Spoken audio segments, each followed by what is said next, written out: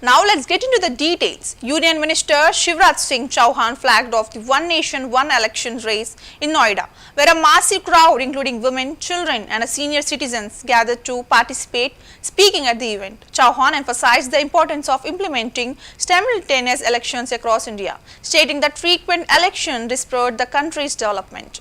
He pointed out that the politicians remained perpetually engaging in this electioning and repeatedly polls lead to unnecessary expenditure by both the government and candidates.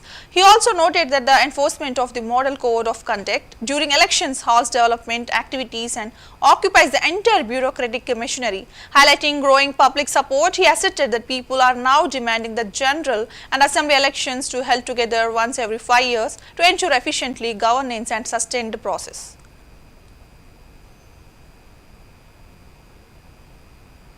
नया इतिहास रचा गया है, जन सैलाब उमड़ा है और इस जन सैलाब में बच्चे भी हैं, माताएं बहनें भी हैं, बेटा बेटियां, भाई बहन, बुजुर्ग, और इन सब का संकल्प एक है, बार बार होने वाले चुनाव। हमारे देश में 5 साल 12 महीने 365 दिन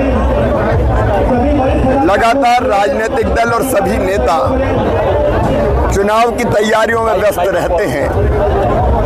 ये लगातार होने वाले चुनाव विकसित भारत के निर्माण में, देश की प्रगति और विकास में आज सबसे बड़ी बाधा बन गए हैं। चुनाव होते हैं तो चुनाव पर पैसा खर्च होता है, सरकार का भी होता है, राजनीतिक दल उम्मीदवार अलग खर्च करते हैं। चुनाव होते हैं तो आचार संहिता लगती है, विकास के सारे काम ठप हो जाते हैं। चुनाव होते हैं तो प्रधानमंत्री जी हो, केंद्रीय मंत्री हो, बाकी राजनीतिक दलों के नेता, सांसद, विधायक हो, सब चुनाव वाले राज्य में चले जाते हैं तो एक राज्य का विकास का काम और जन कल्याण की योजनाएं ठप होती हैं। चुनाव होते हैं तो सारी ब्यूरोक्रेसी और हमारा शासकीय अमला वोटर लिस्ट बनाने से लेके चुनाव करवाने तक की व्यस्तताओं में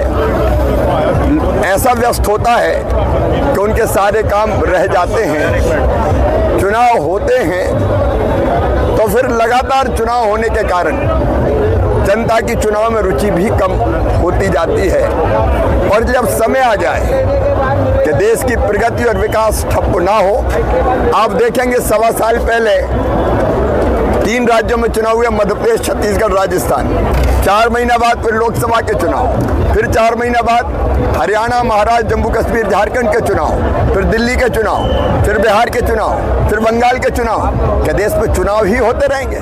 सड़कों पर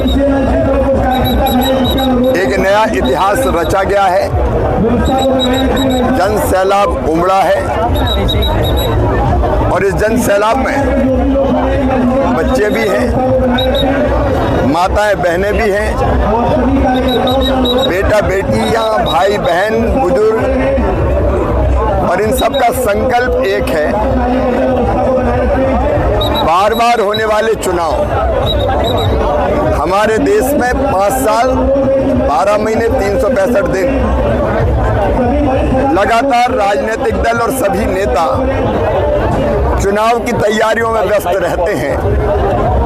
ये लगातार होने वाले चुनाव विकसित भारत के निर्माण में, देश की प्रगति और विकास में आज सबसे बड़ी बाधा बन गए हैं। चुनाव होते हैं तो चुनाव पर पैसा खर्च होता है, सरकार का भी होता है, राजनीतिक दल उम्मीदवार अलग खर्च करते हैं। चुनाव होते हैं तो आचार संहिता लगती है, विकास के सारे काम ठप हो जाते हैं। चुनाव होते हैं तो प्रधानमंत्री जी हो, केंद्रीय